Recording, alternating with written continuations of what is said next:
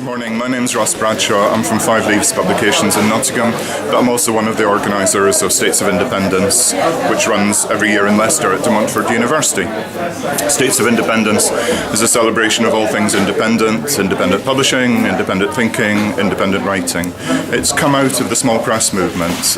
There's something like 30, 40, 50 small presses represented here today from around the region, one or two from London, one or two from Birmingham.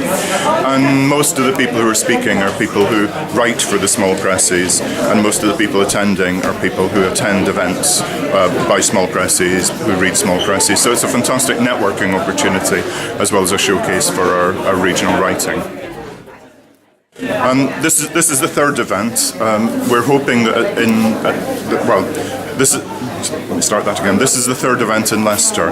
There's also been an equivalent event in Birmingham, and they've happily stolen our name, States of Independence, except called it States of Independence West, which I'm very pleased with.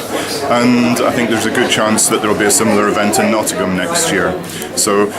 But it's part of a kind of general movement that's happening over independent presses, rather than being entirely dependent on bookshops starting to organise their own events. So there's a book fair in Manchester, there's a radical book fair in Edinburgh, there's an event called Free Verse in London in September. So over the year there will be many events like this, and where all the independent presses and those who work for them are working together. It's great. It's developing organically rather than top down as well. Although it comes out of the small press movement, which tend to be either entirely voluntary sector or like my own press with a couple of workers, it does include speakers from some of the big independent presses as well.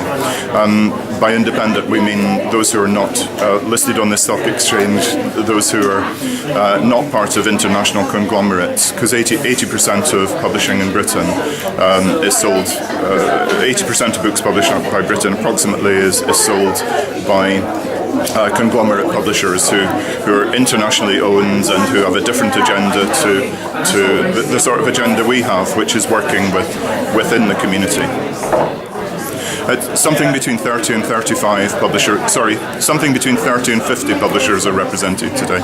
I think 32 of them have got stalls, but some of the stalls combine the interests of several publishers together. So there's one publisher actually, one distributor, InPress, who represents 36 small publishers. So people are working very collectively together, promoting each other's work, and that's good. And sales are actually very good on the day. The market for independent publishers is there, but you've got to find it. You can't find it through your main street bookshops, WH Smith or Waterson's. They don't stock much of our sort of material. We've got to find our market. And actually that's part of the challenge, and that's also part of the fun, where there's less of a distance between us and our audience, I think, that so many people here are both readers and writers or publishers or editors, and there's much less distance than the traditional, you go into a shop and you buy a book that's been chosen by somebody else, that's been published by somebody very far away, that's marketed because the accounts department says it's a worthwhile project. I think everybody here is involved because they love it.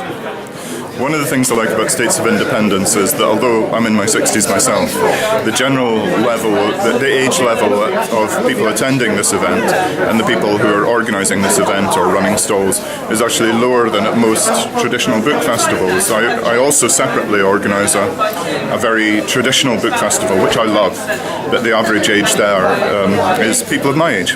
And it's good that this event attracts people who are younger, and being Leicester, probably more multicultural than many literature events that I go to elsewhere in the country.